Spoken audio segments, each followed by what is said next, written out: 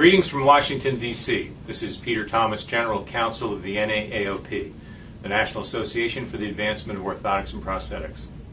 Two main issues that I wanted to address today. First, the prior authorization regulation, and second, some breaking news in the Veterans Administration. So first, the prior authorization proposed rule. CMS, the Centers for Medicare and Medicaid Services, issued the proposed rule about a month ago, and comments are due at the end of July. NAAOP, working with its alliance partners, certainly plans to submit extensive comments to this proposed rule. And we encourage you to submit comments as well. There'll be a few webinars coming up that AOPA is going to be promoting. NAAOP will have its conference call later this month of July as well. And there'll be written documentation and resources for you to use to understand what this proposed rule really does. The proposed rule, if you will, targets a number of items of DMEPOS, including lower limb prostheses, and sets about to propose that for certain codes, L codes, CMS be permitted to impose prior authorization. NAAOP has major concerns with this, and ultimately we fear that this does not really benefit patients in a significant way. But we also recognize that you can't take this policy in a vacuum, and that when you compare the RAC audits and the financial stresses that have occurred over the past several years in the orthotic and prosthetic field, it's hard not to be enamored with the idea that you could get approval up front before providing the care and before expending those resources to purchase components that go into that ultimate device, only to have them recouped later down the road.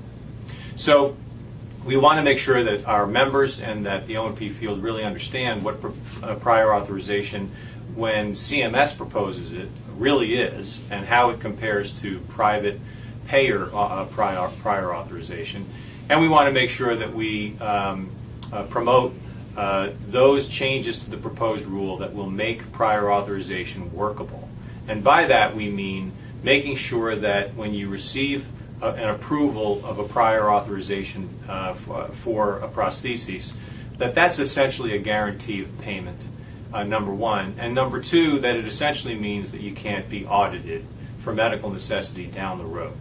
If those two things alone were part and parcel of the prior authorization final rule, which they currently are not, and we are fighting to make sure that they are included in the proposed, in the final rule, I should say, that might be a horse of a different color. But at this point, we are very concerned with the prior authorization regulation, and we plan to try to do everything we can, again, working with our alliance partners to make sure that that rule comes out the very best way it possibly can.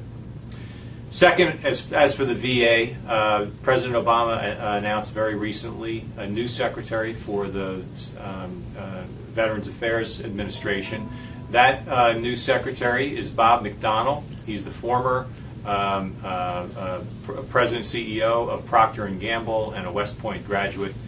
He comes to the administration at a time when a report just last week noted a very corruptive and a very negative report on the Veterans Administration and a call to basically clean house and really dramatically overhaul the Veterans Administration. We continue to work.